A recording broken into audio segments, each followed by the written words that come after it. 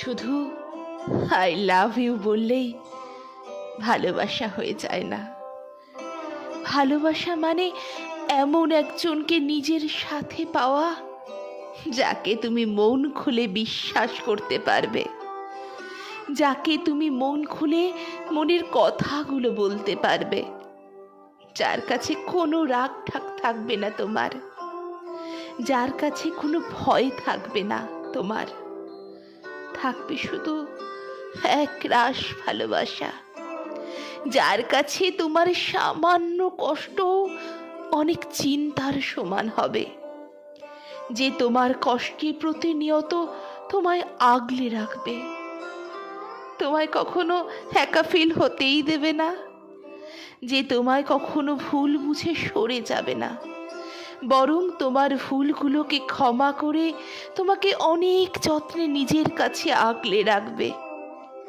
যে তোমার হাসিতে হাসবে, যে তোমার কান্নাতে কান্না করবে, যাকে কাছে পেলে তুমি এটাই ভাববে যে জীবনে যত জন্মই আসুক না কেন আমি শুধুমাত্র তোমার হতে চাই, প্রতিটা জন্মে প্রতিটা ক্ষণে আমি শুধু তোমার হয়েই থাকতে চাই, তোমার যত্ন নিতে চাই, তোমায় আগলে রাখতে চাই। কারণ ভালোবাসা মানে তো শুধু রূপের জন্য নয় বা গুণের জন্য নয়, তাই না? ভালোবাসা একে অপরকে ভালোবেসে থাকার এক অগ্নি পরীক্ষা। ভালোবাসা একে অপরের সুখে দুঃখে সর্বদা পরস্পরকে সাপোর্ট করে যাওয়া, তার নামই তো ভালোবাসা, তাই না? তাই এটা জরুরি নয় যে তুমি কতবার আই লাভ ইউ বললে,